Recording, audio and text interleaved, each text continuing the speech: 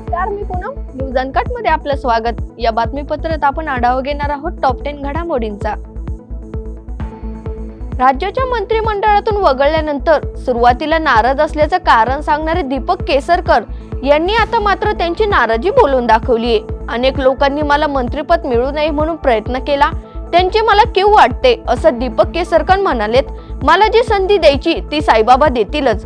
कदाचित मंत्रिपदापेक्षाही वरच्या पदावर मी जाईन असा विश्वास दीपक केसरकरांनी व्यक्त केलाय. राष्ट्रपती द्रौपदी मुर्मू यांनी 5 राज्याच्या राज्यपालांच्या नियुक्त्या आणि बदल्या केल्याची घोषणा आज राष्ट्रपती भवनाच्या वतीनं करण्यात आली. व्ही.के. सिंह आणि माजी केंद्रीय गृह सचिव अजय भल्ला यांची राज्यपालपदी नियुक्ती करण्यात आली आहे.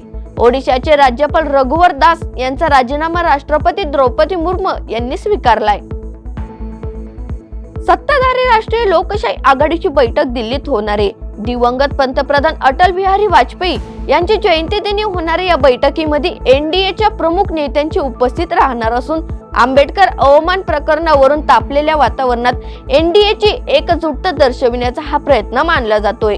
यामध्ये केंद्रीय अर्थसंकल्प, विधानसभा निवडणुका तसेच एक राष्ट्र एक निवडणूक, घटना दुरुस्ती विधेयक यांसारख्या मुद्द्यावरून चर्चा अपेक्षित असणार आहेत. राज्य सरकारचा पैसा अनेक अनुत्पादक योजनांवर खर्च केला जातो, त्यातून फलनिष्पत्ती काहीही निघत नाहीये. अशा योजनांना कात्री लावण्याबरोबरच सरकारच्या विविध खात्यांमध्ये कठोर आर्थिक शिस्त लावण्याचे स्पष्ट संकेत उपमुख्यमंत्री अजित पवार यांनी दिलेत.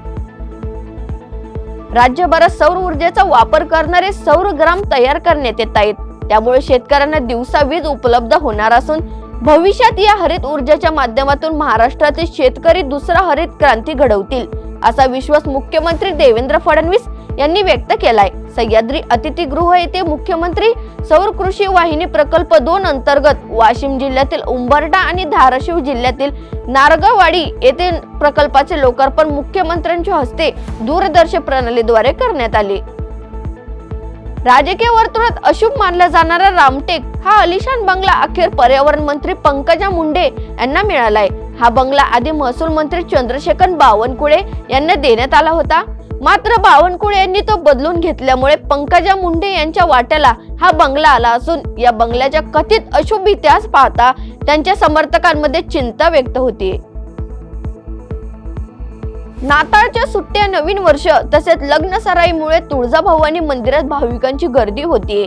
त्यामुळे आजपासून पुढील 8 दिवस म्हणजेच 1 डिसेंबर पर्यंत मंदिर 22 तास खुले ठेवण्याचा निर्णय प्रशासनाने घेतलाय.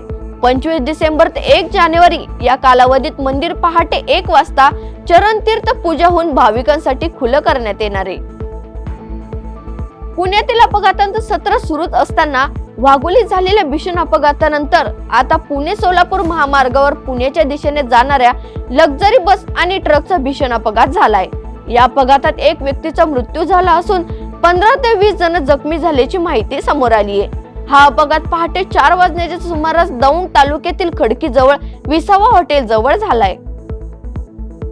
ख्रिसमस दरम्यान हिमाचल प्रदेशात पर्यटकांच्या संख्येत लक्षणीय वाढ झाली. त्यामुळे शिमला, कुल्लू मनाली इत्यादी शहरांच्या महामार्गावरील तसेच अटल बोगद्यांच्या उत्तरेकडील आणि दक्षिणेकडील दरवाजांवर सुमारे 1,500 वाहने बर्फात अडकल्याची परिस्थिती निर्माण झाली. पाकिस्तान आणि अफगाणिस्तान यांच्यात दहशतवादी संघटनांमुळे सध्या तणावाची स्थिती आहे. यातच आता पाकिस्तानने अफगाणिस्तानवर मोठा हवाई हल्ला केल्याचं कळतंय. हा हल्ला मंगळवारी रात्री करण्यात आला. पाकिस्तानने केलेल्या या एअर स्ट्राईक मध्ये आतापर्यंत किमान 15 जणांचा मृत्यू झाला असून यात महिला आणि लहान मुलांचाही समावेश आहे. या बातमीसह वेळ झाली टॉप 10 मध्ये इथेच थांबण्याची. पाहत राहा न्यूज अनकट.